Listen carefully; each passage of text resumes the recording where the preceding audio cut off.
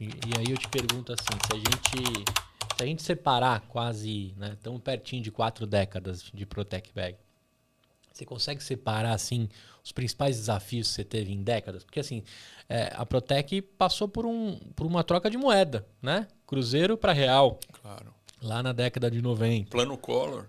Nós inauguramos e deu o Plano Collor para ajudar a gente, assim, foi um presente de aniversário. Cruzeiro para real, Plano Collor, tem uma pandemia no meio. Se você fosse pegar cada década assim, você consegue colocar alguns desafios e perrengues que rolaram assim? Ah, sim. O primeiro grande desafio foi fazer o aeroporto entender o que eu estava querendo fazer.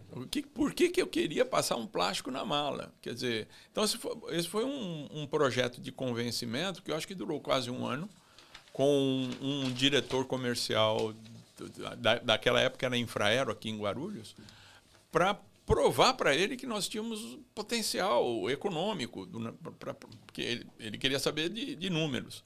E a gente falou, não, isso vai acontecer, isso aqui as pessoas vão começar a perceber que é importante proteger a bagagem e tal. E realmente, eu diria que esse foi o grande primeiro momento de dificuldade. Depois foi, na verdade, a criação e aperfeiçoamento do maquinário, né? Qual é o maquinário de aeroporto que está mais adequado, né? Que não, porque o nosso primeiro equipamento plástico era termoencolhível. Então eu tinha um túnel de calor, ou seja, eu tinha que manter distância para o passageiro. Era aquele, como você compra uma revista que é plastificada, aquilo lá ela é um aquecimento que encolhe, o filme é termoencolhível.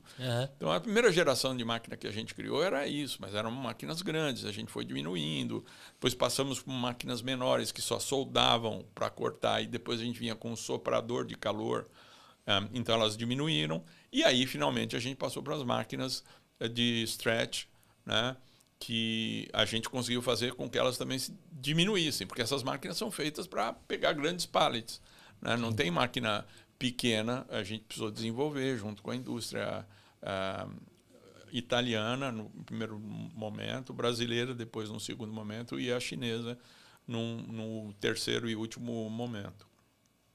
Então, foi o segundo grande desafio. Depois foi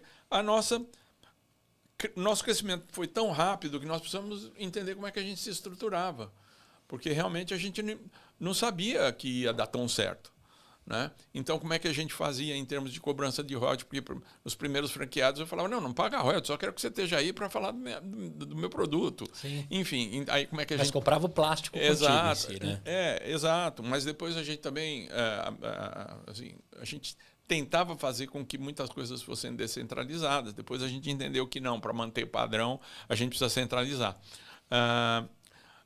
E depois, então, foi organizar, porque não tinha legislação de franquia, então a gente tinha coisas que não estavam reguladas legalmente, e então foi um outro momento. Depois foi o momento que durou uns 8 ou 10 anos, de essa concorrência predatória, né? Em que a gente precisou lutar muito contra um monte de interesses, né? Porque realmente ele não vinha só com dinheiro, mas vinha com influência, com peso, com gravidade. Então, a gente, pequeno, precisando lutar contra tudo isso, foi realmente anos muito difíceis, muito difíceis. Depois tivemos um tempo de calmaria até que veio a pandemia. A pandemia foi uma coisa... Eu não tenho a menor ideia como é que eu estou aqui falando com você hoje, dizendo que a Protec Bag você encontra hoje no aeroporto de Guarulhos. Na verdade, ou qualquer outro aeroporto. Porque realmente a pandemia foi uma época muito cruel para nós, para todos os aeroportos, né? Eu lembro que eu abri o Flight Maps, né? E aí o Flight Maps mostrava um aviãozinho aqui, outro aviãozinho ali e tal. O tempo que você vê hoje é uma chuva de aeroporto, de aviões. Né?